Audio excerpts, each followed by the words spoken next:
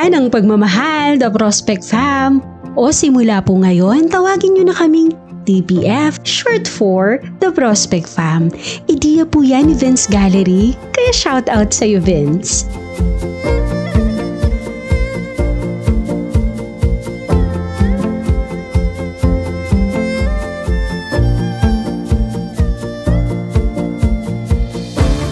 Humihingi po ako ng paumanhin at matagal kayong hindi naboryo sa boses ko. Eme lang, nabisi lang po tayo sa paghahanap sa sarili. Pero ngayon, hindi ko pa rin po mahanap kaya samahan nyo na lang ako. Charot! Anyway fam, may exciting tayong pupuntahan. Mas nakaka-excite pa kaysa sa love life ng kumare mo. Eme ulit!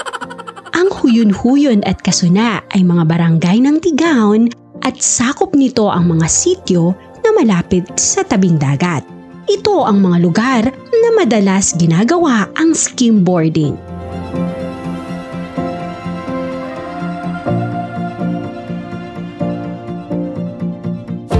Sabi sa akin ni Google, ang skimboarding daw ay pinaghalo-halong elemento ng surfing, skateboarding at bodyboarding.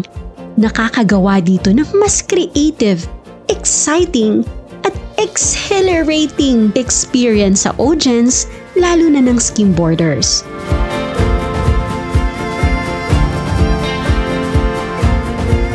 Ang skimboarding daw ay nanggaling sa mga beaches ng Laguna, California.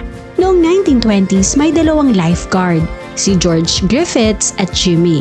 Habang naghahanap ng mapaglilibangan, gumamit sila ng round wooden board para mag-slide sa tubig, and the rest is history.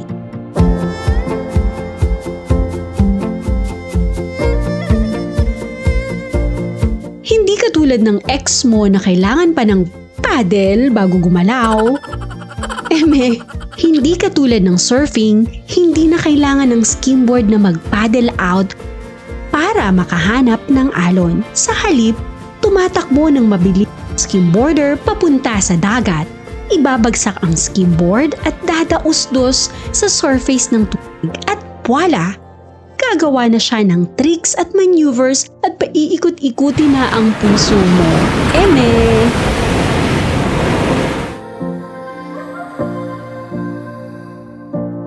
Sa mga gustong kumonekta sa nature, sa dagat, masayang sports ito. Nakapagbibigay sa skimboarders ng thrill at self-expression, creativity at sense of freedom. Panigurado sa sports ito, makukuha ang sense of satisfaction at tanggal lahat ng stress sa katawan. Stress na hatid ng taong nagpaasa lang sa'yo. Uy, sakit nan! Pero syempre kami po ay nagpapaalala na bagamat apakalaki ng dagat at may mga kalayaan tayong gawin ang sports na ito, meron tayong obligasyon na i-priority ang pangangalaga sa kalinisan ng dagat at sa pag-conserve at pagrespeto sa ating marine ecosystems. Sa buhay, madalas ay naghahanap at nag-aabang tayo na makakuha ng magandang pagkakataon na maging masaya at gumanda ang ating buhay. Kapag nasumpungan natin, bigla nating tatakbuhin upang makipagsapalaran. Pero kung sakaling mali ang balanse at bumagsak, ayos lang yan fam. Pahinga lang ulit sa may buhanginan at kapag wala na ang pagod, muling mag-abang at huwag matakot magsapalaran. Dito, patitibayin tayo at palalakasin hanggang sa kayang-kaya na nating balansihin ang lahat. Muli, TPF ang aming pagpapaalala na huwag nating susukuan ang pag-asa dahil laging nasa atin ang Panginoon.